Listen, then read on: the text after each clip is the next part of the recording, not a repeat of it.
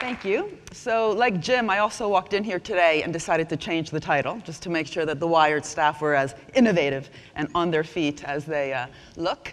And so I decided to call the talk Mission Innovation, because I really believe that the only way to redirect growth, so we don't actually go back to what caused the financial crisis, which was an extremely problematic type of growth, where, amongst other things, the whole financial sector was basically just financing itself, other parts of finance, so finance, insurance, and real estate.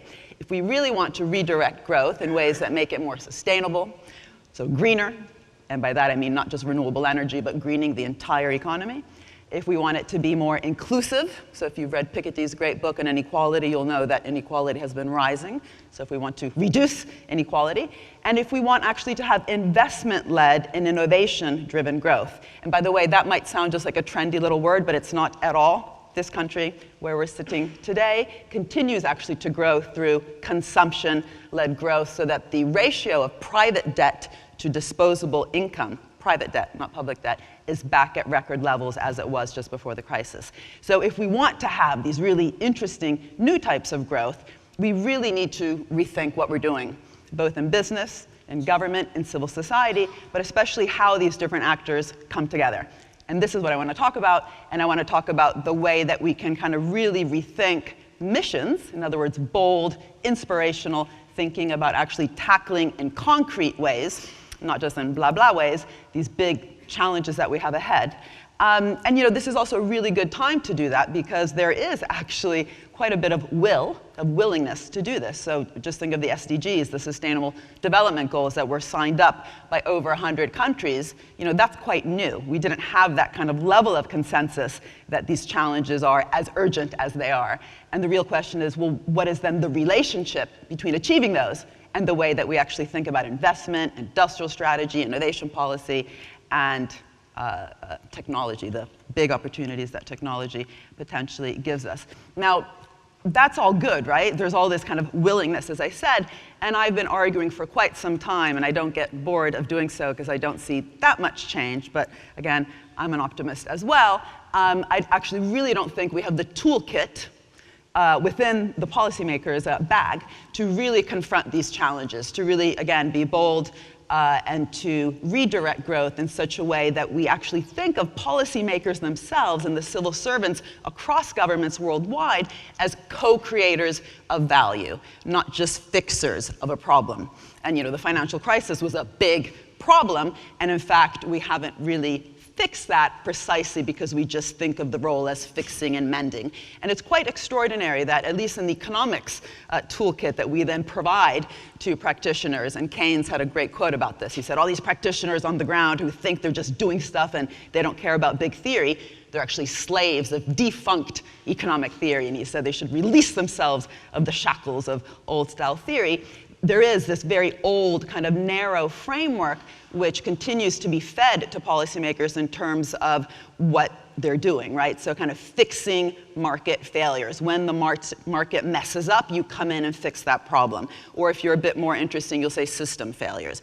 And you have to level the playing field. Then you have to de-risk. De-risk who? The risk takers, right? The really cool people working in business. You have to enable them. So these kind of really boring words, even central banks that actually, in some ways, came in and saved the economic system from completely crumbling after the crisis, are seen as lenders of last resort, right? These are really boring words. I'm trying to show, like I'm trying to go like this as I say, right? So de-risking, enabling, lender of last resort, fixing problems.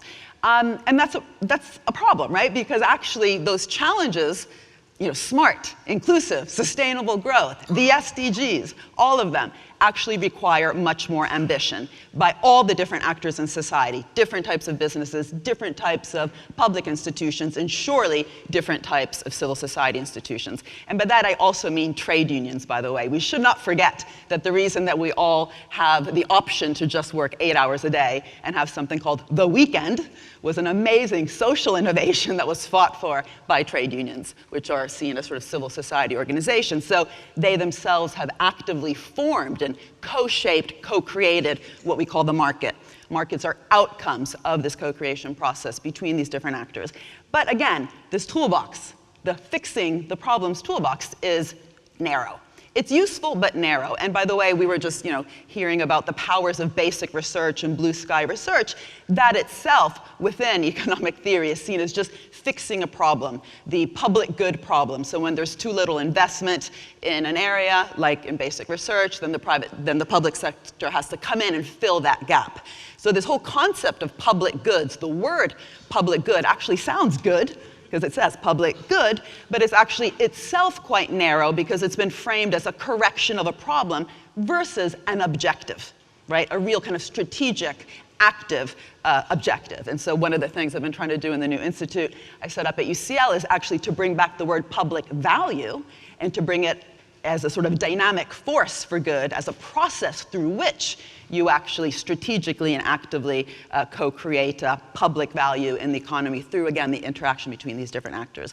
So this fixing problem also constantly kind of regenerates this myth about sort of where the cool stuff is in the economy. And sorry to put up this slide probably for the nth time in any presentation I give. This one sort of pops up because it took such a long time to make for, when you do one of these proper TEDs and Chris Anderson rings you up and says, "Are you prepared? Are you prepared?" You feel like you need to make really nifty slides, and he actually got the whole Prezi team to do this for free for me. Anyway, but what this is trying to do, just forget for a minute that Kafka is in some ways better looking than Zuckerberg. Just imagine these guys here being really boring, black and white bureaucrats. This depiction that these guys here are just kind of pushing around papers and are kind of inertial and boring, and at best have to enable and de-risk. Even the word de-risk kind of sounds good, but you're de-risking the cool risk taker. So if you're a dynamic young person just out of university, where would you want to work? Do you want to be a risk taker and be hungry and foolish, as Steve Jobs told the Stanford graduating class, or just level and de-risk and enable and do some sort of horizontal conditions?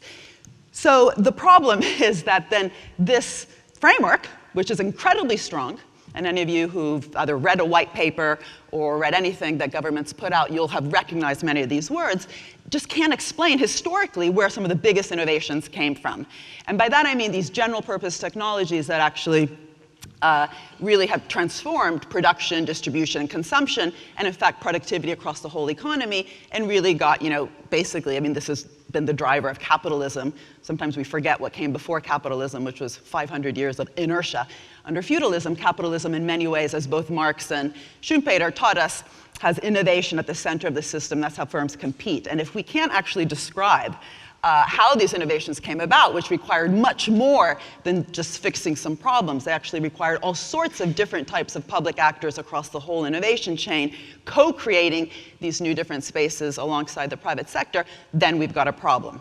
And I would argue that similarly, if we can't explain this co-creation process in terms of how it got us those big GPTs, that also will not help us get the SDGs. And it's quite handy that that kind of rhymes.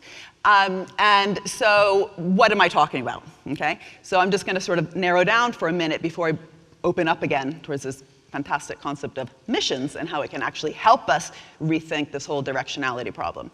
And so what I tried to do in both the previous book and then the new book, taking it one step forward, is really to say, okay, let's just stop for a minute. Let's look at that history and try to understand, why is it that this concept of lender, of last resort, is sort of a problem? Well, actually, because what we had in organizations, whether it was DARPA or the National Science Foundation, or today in different types of public banks, like the KfW or the China Development Bank, that are very much actually leading the way around the green revolution, then we actually need sort of a different type of concept, what I call market shaping, market co-creating kind of concepts, which again puts the role of different types of state actors, including, by the way, in this country, the BBC, which has been absolutely fundamental for all sorts of different innovations, not just the microcomputer, but also the procurement for that computer actually is what allowed companies like Acorn and ARM actually to scale up. So the ambitious use of procurement policy when it's aligned with an innovation strategy is also quite interesting, and this fixing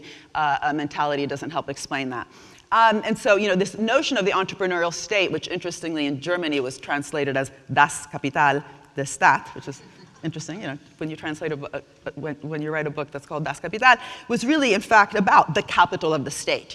The state is having a portfolio of different types of investments that it can make, and really thinking through that also willingness to take on those risks. And so the notion of entrepreneurship in terms of willingness to take on risk and real uncertainty in order to achieve some public ends. And then in the value book, which I was supposed to talk about today, but I decided to, again, refocus mainly on this concept of missions that I'm getting to, was also about stepping even further back, which was how do we even talk about value in economics? And is this also one of the problems that we have, where we actually really don't have theories of value? We have theories of price, which then determines how we value things, and how that has also then allowed a real problem that we have today in society, where lots of value extraction actually masquerades as value creation. And I looked at that both in the pharmaceutical industry, in the financial sector, and surprise, surprise, in Silicon Valley. And so, but really the point was to let's kind of rethink what we mean by value, and if we are gonna have these different actors collaborating across the economy, again, in civil society, in business, and in government, to achieve these amazingly ambitious, fantastic ends like the SDGs, how can we actually also rethink the way we think about economic value to also help us get there, as opposed to just allow that static toolbox stay in the box? And if you just think of innovation in terms of the basic research, again, that we heard a lot about today, applied research, and then the companies that are actually willing, there's not that many, willing to engage with the real power of this technology and also move it forwards. And then further on down, all the sort of demand side issues that are then really important for also these new technologies to fully diffuse across the economy. What I meant before by this narrow box of just fixing being problematic is that if you look at all the different types of public entities that have been important across the innovation chain, the whole chain, not just basic research, that got us those big GPTs, the general purpose technologies, it simply is not true that it's just basic research. And then you can just assume that things will sort of commercialize down. So I've just put some acronyms here. You can either ignore them or quickly listen to me. So whether it's DARPA, NASA, ARPA-E, which is today the sister organization of DARPA. DARPA, as you know, was one of the leading organizations that came up with ARPANET, which later became the internet. ARPA-E is in the DOE, which also came up with the biggest innovation so far in battery storage. Whether we're looking at YOSMA, the public venture capital fund in Israel, which provides patient, long-term, committed finance, right? Not just the 3 to 5 year VC cycles, venture capital cycles. And then even further down, the powers of procurement, like the example I just gave with the BBC, but also DARPA has always worked very much with procurement, so government's purchasing power. And even further down, bold, ambitious demand-side policies like suburbanization. Forget whether it's good or bad, and I'm not an urban planner, so I'm not going to make a judgment on that. But without suburbanization, mass production would not have fully diffused and been deployed throughout the economy. It's simply impossible just to say, okay, here's some public activity, and then get out of the way, and business will do the rest. It really was a fully collaborative effort of different types of ambitious and mission-oriented, I'm going to start using this word, public organizations alongside business across the whole chain. And just like top managers will go get MBAs at some top business schools around the world to think about really interesting things like strategic management, decision sciences, organizational behavior. These are the names of courses in business schools. You would think that if we actually really want to learn from these organizations in the public sector, which alongside business really took on that risk and uncertainty, we should have equal types of be hungry, be foolish, think out of the box, rejuvenate the mature corporation, rejuvenate the mature bureaucracy, be a creative bureaucracy. And no, we don't do that. So what's amazing is that economists, when we build our fancy economic models to try to understand the key role that innovation has had in economic growth, none of this features in our models. We don't, for example, have a dummy variable that says, was that public investment driven by sort of, an ambitious mission-oriented plan to go to the moon and back again, or was it just kind of doing some infrastructure, roads and bridges here and there with the same amount of money? And so again, if you look at just the websites, forget again the fancy kind of metrics of these organizations, they don't describe themselves as simply fixing markets. They want to really transform things.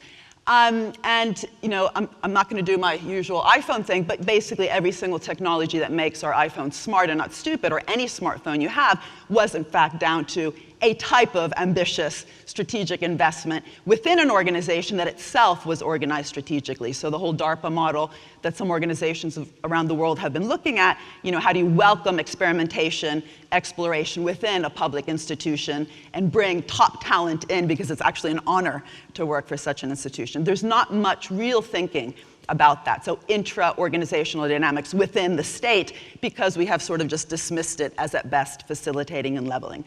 Health as well, something like 75% of new molecular entities with priority rating come down to organizations like the Medical Research Council's NIH. This has been much more than just fixing markets. It's actually created a massive wave. This looks like a wave. These are the National Institutes of Health, on top of which the venture capitalists could surf. If we don't get this, then there's no wave to surf. We just have a lot of surfers. In the green tech industry, same exact thing. That top right-hand quadrant there, the high risk, high capital intensive, high uncertainty and risk are actually different, side of the landscape has actually been populated by different types of public actors that we really don't understand, because we just think that the role, for example, of a public bank is to do counter-cyclical investment, but when they actually direct that investment towards something like the Energiewende policy in Germany, we kind of start getting scared. Oh dear, don't do that. The market should decide where we go. You can just kind of spray the money across the economy to, for example, SMEs or to other parts that are being starved.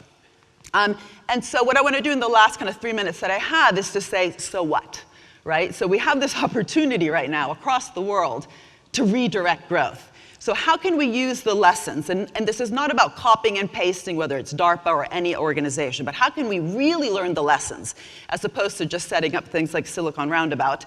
How can we really understand what has allowed us to get these big general purpose technologies which have transformed economies worldwide and apply some of those lessons to these ambitious challenge-oriented goals like the SDGs. And I had the honor of being able to write a report for the Commission as in my role as special advisor for Carlos Moedas. And I began just with the question, what got us to the moon? The moonshot, first of all, required ambition and boldness. It addressed a challenge beyond going to the moon, which was the space race. But to get there, lots of different sectors had to invest. This was not just aeronautics. Clothing, you couldn't go there in jeans and a t-shirt.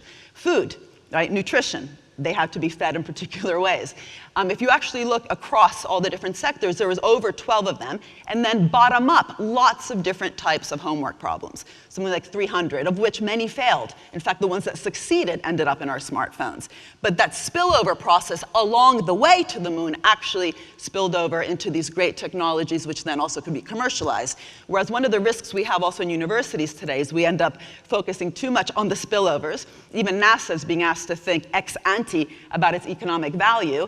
Surprise, surprise, it kind of reduces their ability to think big in that moonshot kind of way. And so the idea was, why don't we start with these huge challenges we have, whether it's the SDGs or many different countries will sort of set out their own challenges, and apply a mission-oriented approach where missions are much more concrete. You can say yes or no, did you achieve it? As opposed to challenges like climate change that are kind of so big that you kind of forget, you know, where do you go? What's the road mapping?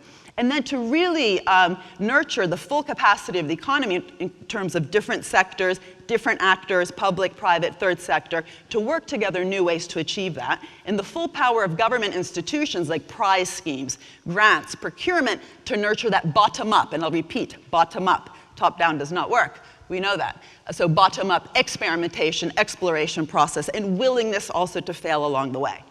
And so just in that particular report, which is free on the web, and it's actually become a part of the legal framework. I've never written anything that became law, so this was quite cool. Of the Horizon program, which is 100 billion euros. Again, forget Brexit, just stay happy. 100 billion euros of innovation funding. What would it look like if we actually applied it to things like climate change, but then, again, made these goals much more concrete, so sustainable cities across Europe, and all the different sectors and bottom-up projects that would help you get there. Or similarly, clean oceans, especially after Attenborough's Great Blue Planet. This has become something that people and kids, I've got 4 of them, talk about this all the time.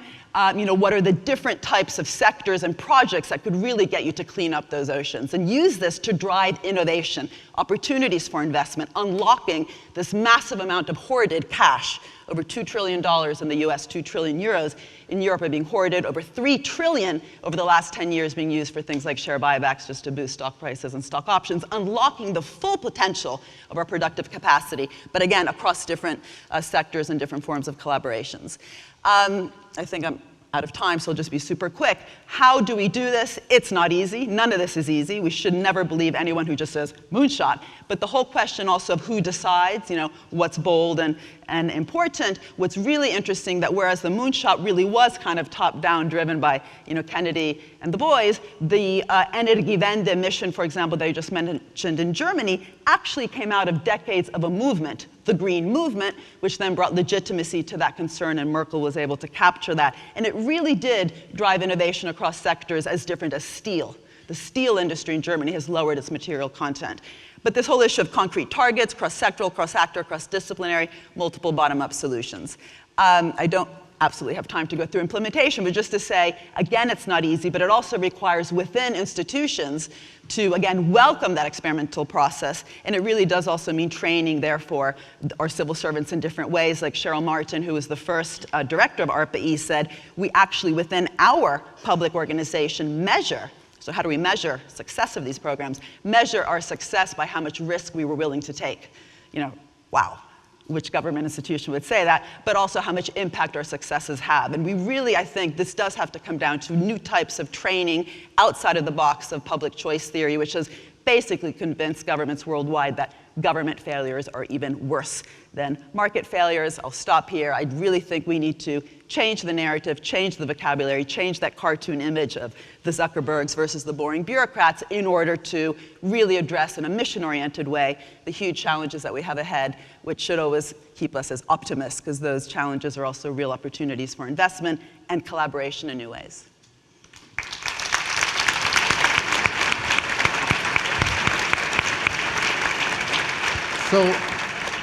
So this is slightly embarrassing for Wired, because Wired is always about the Zuckerbergs and the Steve Jobs, and never about the gray bureaucrats.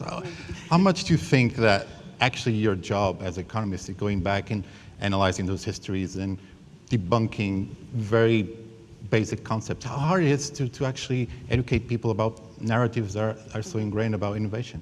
So I often say that I walk into government departments like I just did the other day in the Treasury, and I had lots of Treasury officials with me where we were thinking of the Green Book, right? This Green Book that's used to evaluate public investments, and it's all net present value and cost-benefit analysis. And you're like, oh my God, would we ever do anything ambitious if you had to do a net present value calculation? And I walk in as an economist, and I walk out as a life coach, because they're just like, oh, wow, and we just end up hugging. And I'm Italian, as Francesca is, so we hug and touch more than the English Treasury does. But this message, this message is actually quite uplifting, right?